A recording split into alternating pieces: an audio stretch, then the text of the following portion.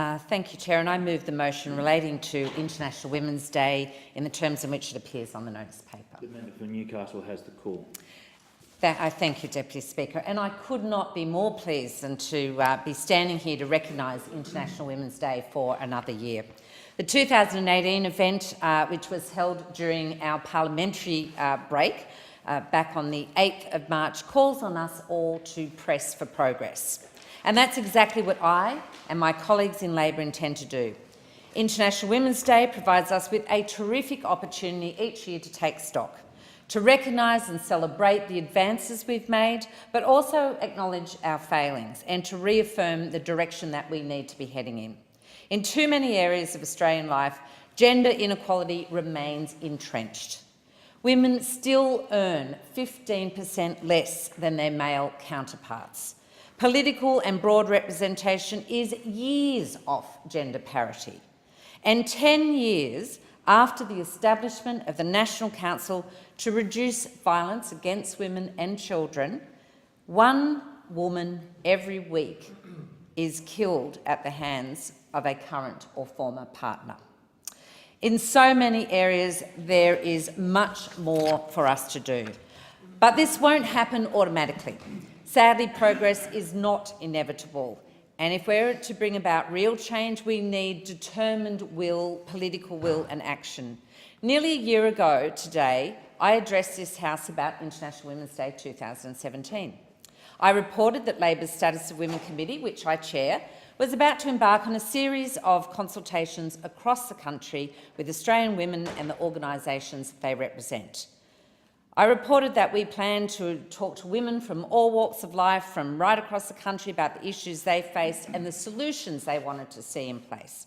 And I'm very pleased to report, a year on, that this is exactly what we did. Committee members hit the road throughout 2017 for a series of national conversations. This included 35 community meetings, workshops, roundtables with more than 500 women engaging. We reached out to women in every state and territory and in cities, rural and regional areas, including my hometown of Newcastle. We heard from thousands of women across the country who attended these meetings, took part on the online survey, made a submission or whose views were represented as members of women's organisations. Participants said that their top 5 priority areas were 1. Ending violence against women and girls. 2. Closing the gender pay gap. 3. Preventing sexual harassment. 4. Supporting marginalised women. And 5. Improving access to reproductive rights and healthcare in Australia. And Labor has listened, with this feedback already helping to shape Labor's first policy response. In fact, on the eve of this year's International Women's Day, the Deputy Leader of the Opposition and Shadow Minister for Women, Tanya Plibersek, launched Setting the Gender, a national strategy for gender equality which places gender issues at the very centre of government decision-making. It does this by setting out targets and frameworks for gender-responsive policy.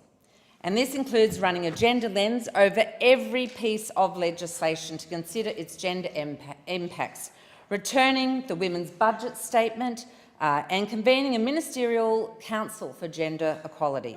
The strategy also includes a range of concrete targets that will deliver measurable change. Under the strategy, a Labor government will work with the states and territories to set a family and domestic violence reduction target. We will take measurable action to close the gender pay gap and report back to the Parliament on our progress. We will aim to reduce the gap in workforce participation by 1/4 by 2025. We will increase women's participation on government boards to 50% in our first term and set a target of 40% of chair and deputy chair positions to be filled by women by 2025. We will boost funding for the 6 national alliances, which represent more than 180 women's organisations, and will fund the ABS to deliver a time-use survey in 2020 and 2027 so we can get real data to help us understand how government policies impact women. And we will act to protect university students from harassment and sexual assault. We need to do a better job considering the impact of government policies and what the impact they have on Australian women. There's no clearer example than the fact that Australia still levies GST on tampons but does not for Viagra. I agree with our Deputy Leader and Shadow Minister. This was a dumb decision when it was made in 1999, and it is still a dumb decision, and we must fix it.